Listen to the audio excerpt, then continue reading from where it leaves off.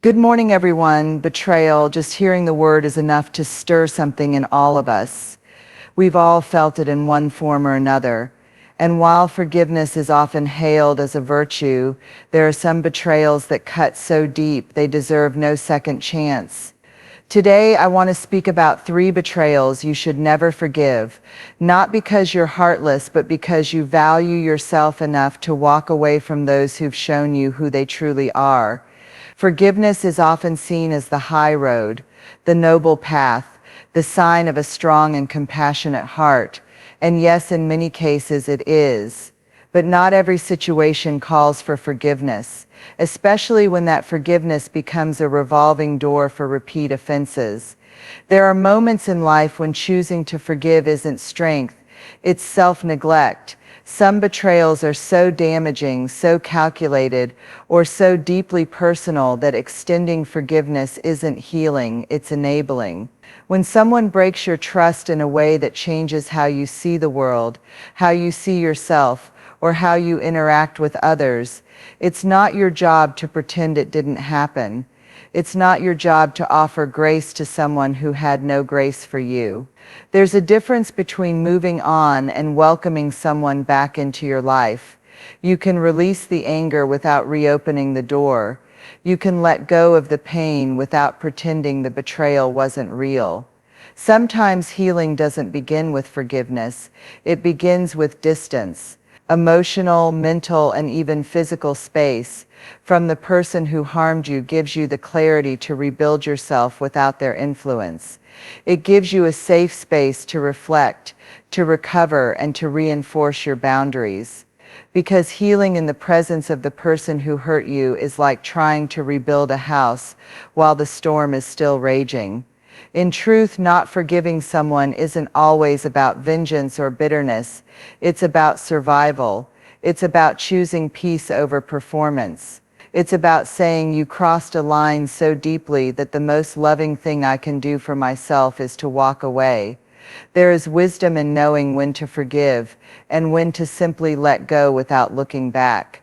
There are moments in life when we open ourselves up to others, not because we have to, but because we believe we're safe with them. We share our fears, our insecurities, our secrets.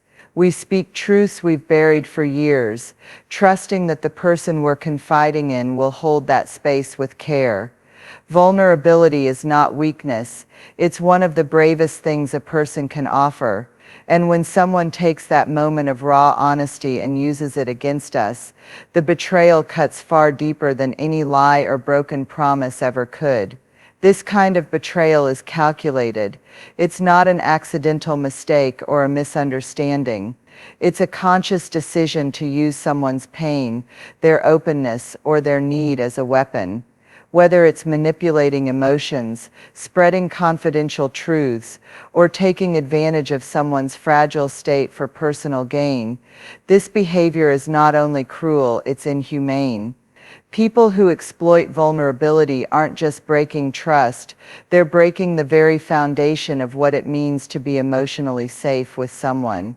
What makes this form of betrayal so devastating is the timing. It happens when someone is already low, when they don't have the strength to protect themselves, when they're leaning on others for support. It is an act of betrayal that often leaves lasting scars, trust issues, emotional shutdown, a reluctance to be vulnerable again with anyone. It teaches the victim not just to distrust that person, but to doubt everyone. And that's where the real damage is done. There's a sacredness in holding someone's truth. When someone lets you into their most hidden parts, they're saying, "Here's where I hurt. Please don't make it worse." So when that sacred trust is broken, it's not just a violation, it's a trauma. And it's one that doesn't deserve a second chance.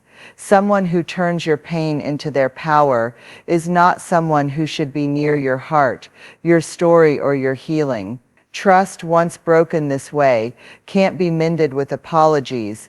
It needs to be replaced with space, boundaries, and the unwavering reminder that your vulnerability is a gift, not a weakness, and it deserves to be protected by people who know how to treat it with honor. Relationships at their core are built on trust, loyalty, and mutual respect.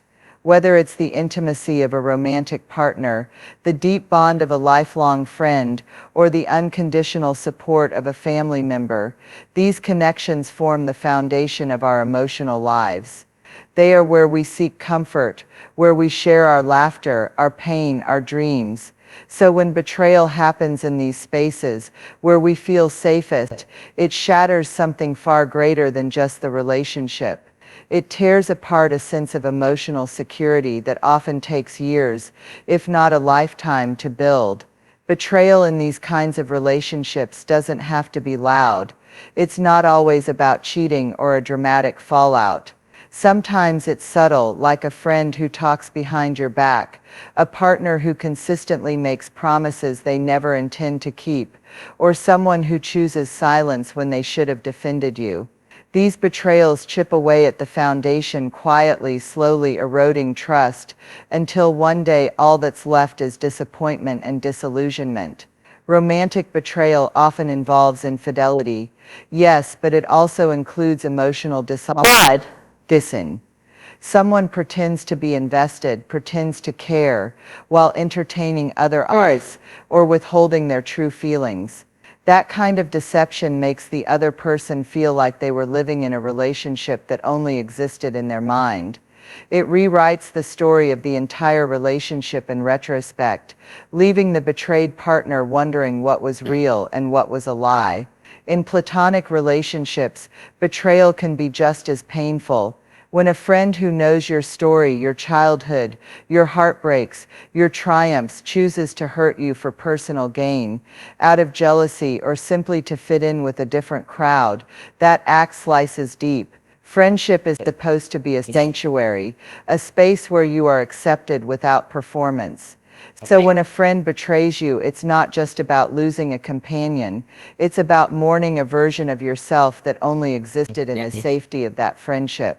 What makes these betrayals so damaging is that they often come from people we would have defended without question. People we trusted with our hearts, our secrets, our lives. The pain doesn't come only from what they did, it comes from the shock that they of all people were capable of doing it. That shock fractures not only the relationship but our ability to trust others moving forward. These sacred bonds, once broken, are hard to rebuild. Because to trust someone again after betrayal is not just about believing in them, it's about believing that you won't be foolish for doing so. And that hesitation, that self-doubt, lingers long after the betrayal fades. There's a certain pain that comes not from what was said, but from who said it. When someone you consider close, a best friend, a sibling, a confidant, chooses to talk behind your back, to reveal what you shared in confidence, or to align themselves with people who belittle or hurt you, it's not just disappointing. It's a betrayal of presence, of loyalty, and of emotional safety.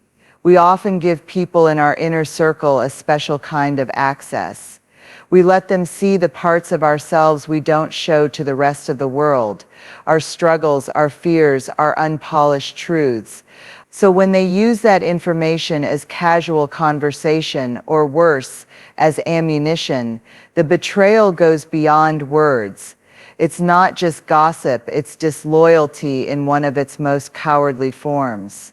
They're not only speaking about you, they're showing you that your vulnerability was entertainment, not something to be honored. Disloyalty doesn't always come wrapped in big dramatic moments either. Sometimes it's subtle. They laugh when others mock you, stay silent when you're being mistreated, or choose convenience over character when it matters most. That silence, that absence, that passive participation, it speaks just as loudly as the person who actively wrongs you. What makes this betrayal sting so sharply is that it often forces you to question your own judgment. How could I have misread them so badly? How long has this been happening? What else did they say when I wasn't around? The spiral of doubt it creates doesn't just impact that relationship, it spills into how you view other relationships. Suddenly you're more guarded, less trusting, You hesitate before opening up to anyone new.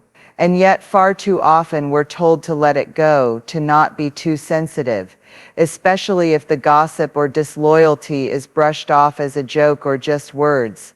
But here's the truth: if someone is willing to casually disrespect you behind your back, they will eventually find a way to do it to your face. If someone doesn't defend you when your name is being dragged through the mud, they're not your friend, they're just a bystander waiting for convenience. True loyalty shows itself in the moments when you're not in the room. It's revealed in whether someone chooses to protect your name or let it be trampled. It's in how they handle the responsibility of being close to you. So when someone close violates that responsibility by gossiping, by choosing others over you, or by failing to stand by you when it mattered, it's not a small thing. It's not just drama or pettiness. It's a betrayal that speaks volumes about their character and how little they value your trust. This kind of behavior is not just about what they said, it's about what they proved. That when it really counted, they weren't on your side. There's a betrayal that doesn't always come in one single moment, but instead arrives slowly, drip by drip, wearing a smile wrapped in false concern or quiet control. It's the kind that seeps into your sense of identity, your confidence, your voice. And often it's done by someone who claims to love you, care for you, or know what's best for you. This is the betrayal of emotional manipulation and repeated disrespect, and it is one of the most dangerous because it doesn't just target your feelings, it targets your self-worth. Disrespect doesn't always show up as yelling or insults. Sometimes it's constant interruptions, dismissive tones, subtle jabs hidden as jokes. It's being belittled for your ideas, mocked for your dreams, or shamed for your emotions. It's the steady erosion of your confidence through words that say, "You're too much, you're too sensitive," or "You're lucky to have me." It's being made to feel like you have to shrink in order to be accepted. Emotional manipulation, on the other hand, is more covert. It's the guilt trips, the silent treatments, the backhanded compliments, the carefully crafted words that make you question your reality. You start second-guessing yourself. You apologize when you've done nothing wrong. You begin to believe that your needs are burdens, that your boundaries are unreasonable, that your instincts are flawed. The manipulator convinces you over time that you're difficult to love, hard to understand, or always the problem. And that in itself is a form of betrayal that cuts to the core, because it makes you turn against yourself. What makes this betrayal so brutal is its longevity. It rarely happens in one blow, it's a cycle. There are moments of affection, even charm, that confuse you, that make you stay. You begin to normalize the disrespect. You tell yourself, it's not that bad, or they're just stressed, or at least they haven't done worse. You minimize your pain because it doesn't come with visible bruises. But emotional damage is real and often harder to heal from than physical wounds. This kind of betrayal teaches you to settle. It makes you tolerate mistreatment in exchange for crumbs of affection. It disconnects you from your own sense of worth and trains you to seek validation from the very person who is undermining it. That's why it's so destructive, because it traps you in a loop where you're both the prisoner and the one holding the key, but you've been convinced that the door doesn't exist. No one has the right to chip away at your dignity in the name of love, friendship, or family. Respect is not a favor, it's a basic requirement of any meaningful relationship. If someone consistently shows you that they are unwilling to respect your boundaries, honor your emotions, or support your growth, they are betraying more than just your trust. They are betraying the essence of who you are. And the longer you stay in that environment, the more you begin to betray yourself. It's often said that actions speak louder than words, and nowhere is this truer than in relationships, whether they are romantic, platonic, or familial. The way someone treats you, the way they behave when they think you're not looking, and the choices they make when no one is around to applaud them is where the real truth lies. Words are easy. They can be manipulated, rehearsed, and altered to fit whatever narrative someone wants you to believe. But actions reveal the core of a person's character. In the beginning, many of us are swept away by promises. The sweet words, the gestures of affection, the kind declarations of love and loyalty. It's easy to get caught up in the promises of the future, the things they say they will do or how they say they will treat you. But here's the thing, those words are meaningless without action behind them. It's easy to say, "I'll always be there for you," but actions speak louder when life tests that promise. The true measure of someone's commitment is not in what they say, but in what they do, especially when life isn't perfect and things don't go according to plan. People who are trustworthy don't need to be reminded to keep their word. They don't have to be coaxed into being kind or thoughtful. You don't have to beg for respect from someone who truly respects you. Their actions will naturally reflect the values they claim to uphold. They show up when they say they will. They listen when you speak. They support your growth, even when it requires sacrifice on their part. They demonstrate reliability, kindness, and empathy, not because they're trying to impress you, but because these values are embedded in the way they operate.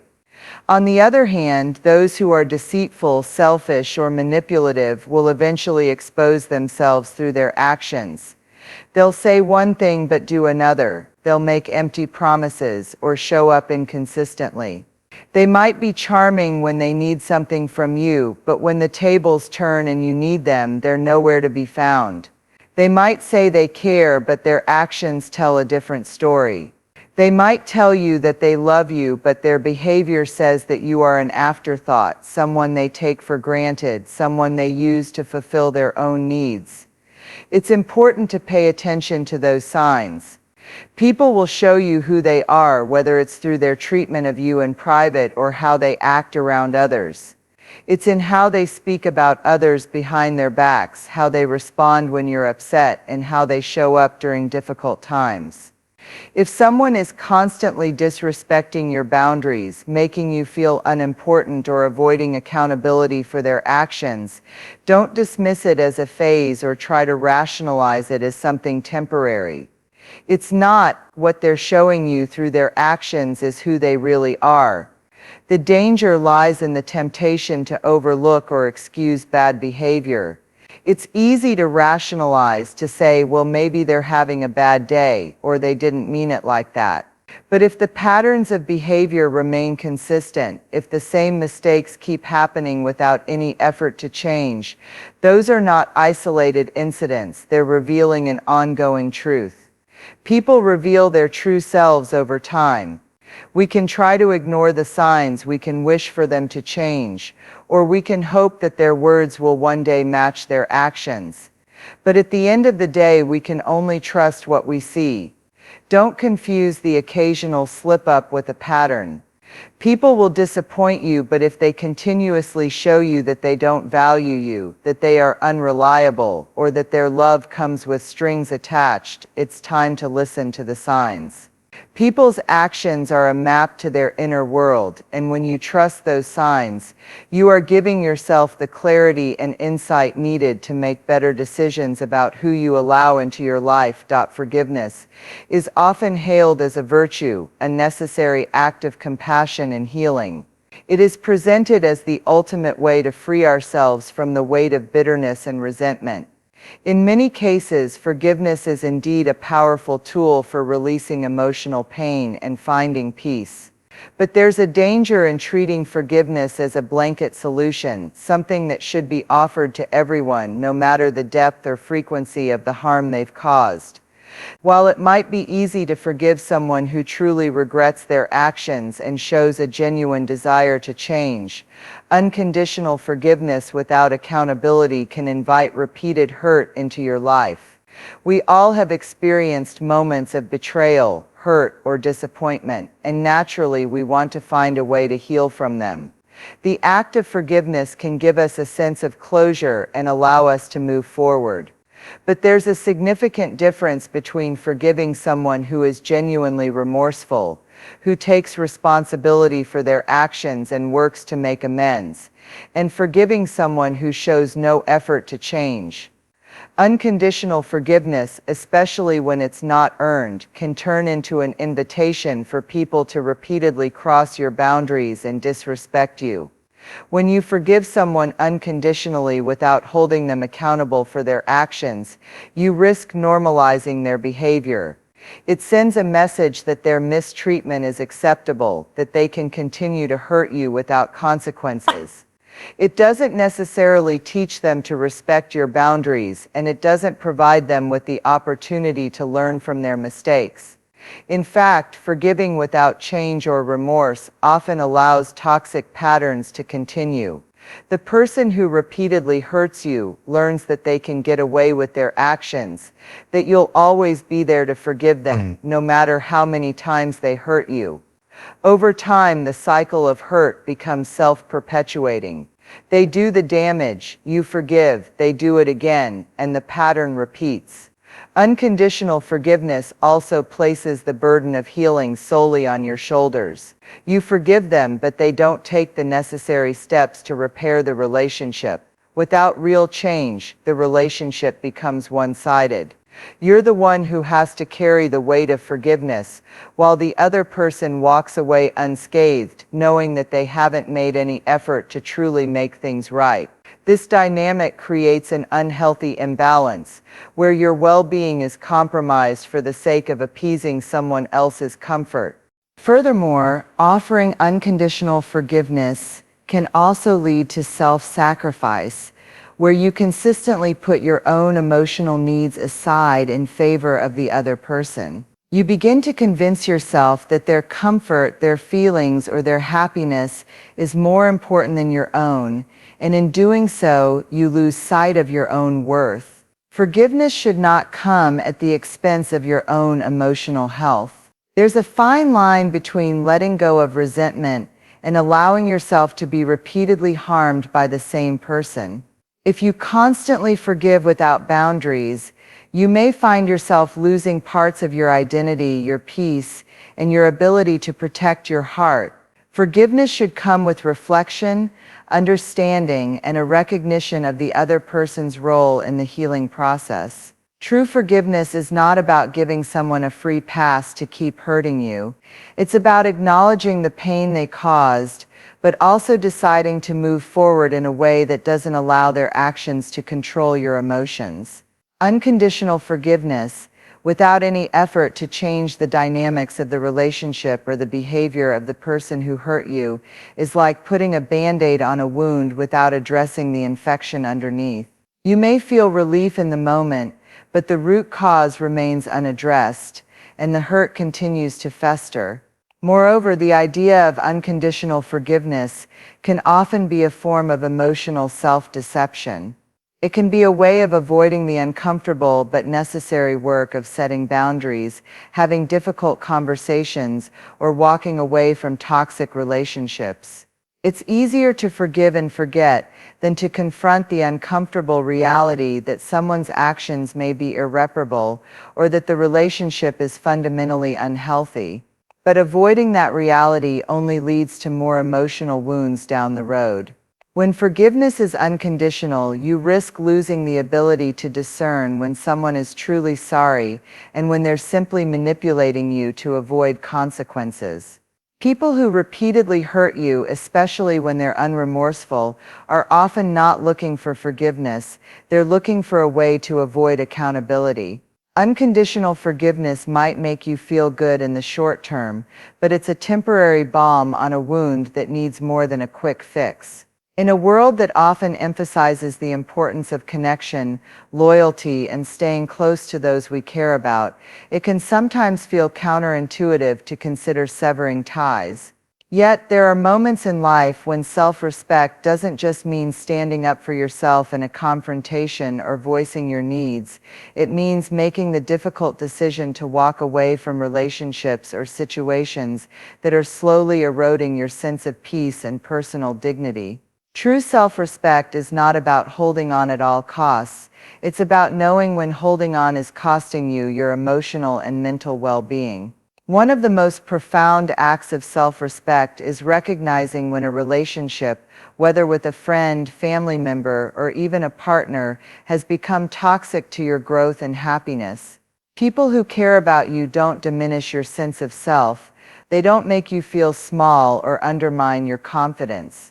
If someone's presence in your life is constantly draining your energy, provoking anxiety, or making you feel like you're walking on eggshells, that's not love, that's emotional manipulation. It's important to recognize that sometimes the hardest but most necessary decision for your well-being is to step away from those who bring chaos into your life. Self-respect doesn't mean accepting disrespect. It doesn't mean tolerating toxic behavior just because you're afraid of confrontation or because you feel guilty for considering cutting ties. It means having the courage to value your peace and your mental health above the need for validation from people who take you for granted or who repeatedly disregard your boundaries. Cutting ties is not about revenge or anger, it's about preserving your dignity. You are not obligated to stay in relationships that make you feel less than, no matter who that person is. Whether it's a manipulative friend, a controlling family member, or a partner who refuses to acknowledge your worth, you have the right to walk away. Sometimes people will argue that cutting ties is extreme or unnecessary. They'll guilt trip you into thinking that you should stay because of shared history, because family is everything, or because real friends don't just walk away. These statements ignore one crucial fact: your self-worth is not determined by the length of a relationship or the amount of time you've invested. Self-respect requires that you place more value on your mental and emotional health than on maintaining a relationship that consistently undermines both. Time doesn't automatically heal wounds if the same harmful behavior is being repeated. You can't keep giving pieces of yourself to people who are consistently taking without ever offering true care or respect in return. Choosing to cut ties is not an act of selfishness, it is an act of self-preservation. We often think that in order to be a good person, we have to tolerate the behavior of others, put their needs before ours, and accept their flaws without question. But self-respect is not self-sacrifice. It's the understanding that your peace, your mental clarity, and your emotional balance are essential, and if maintaining a connection with someone continuously threatens that, it's okay to walk away. It doesn't make you a bad person, it makes you someone who understands the importance of their own health and well-being. Sometimes cutting ties is necessary, not just for your own protection, but for the growth of the other person as well. There are relationships that are so toxic that they prevent both parties from evolving. You may find that by removing yourself from a negative or emotionally draining dynamic, you create space for both you and the other person to grow in healthier, more constructive directions. Staying in a relationship that consistently diminishes your sense of self isn't doing either party any favors. Leaving is sometimes the most loving thing you can do, not just for yourself but for the other person too. Protecting your peace means knowing that your mental and emotional well-being should never be for sale. It doesn't matter how many years you've spent with someone or how many memories you've built together. If that relationship no longer nurtures you, it's okay to acknowledge that it has run its course. Cutting ties doesn't have to be dramatic or filled with animosity. Sometimes the most dignified and peaceful way to protect yourself is to simply step back, set a boundary, and choose silence or distance over further conflict or emotional harm. It's not about burning bridges, it's about choosing which bridges are worth crossing and which ones are better left behind. When you make the choice to prioritize your peace over the expectations of others, you start to rediscover your worth. The energy you once spent trying to salvage a harmful relationship can be redirected into caring for yourself, setting healthier boundaries, and cultivating connections that truly lift you up. Self-respect means not letting anyone, regardless of their role in your life, define your happiness or peace. When you know your worth, you begin to act from a place of self-love, and that requires courage, boundaries, and the ability to walk away when the situation no longer serves you. In life, we are often faced with the painful reality that not all relationships are meant to last, and not all people are meant to stay. But self-respect is knowing when to let go, when to set boundaries, and when to protect your peace. It is about understanding that your emotional and mental well-being are invaluable, and that no relationship, no matter how long-standing, should come at the cost of your happiness, dignity, or self-worth. Forgiveness, loyalty, and compassion are beautiful virtues, but they should never come at the expense of your own growth and safety. Sometimes the most loving thing you can do for yourself and for others is to walk away from toxic dynamics. You deserve to be surrounded by people who value and uplift you, not ones who constantly tear you down. Trust the signs people show you through their actions, and when you realize that someone is hurting you consistently, don't be afraid to cut ties and prioritize your peace. Your self-respect is non-negotiable, and in learning to protect it, you will find a deeper sense of clarity, strength, and ultimately peace. Remember, your worth is not defined by the people who fail to recognize it, but by your ability to recognize your own value. By respecting yourself enough to walk away from what doesn't serve you, you make room for better things, things that honor who you truly are.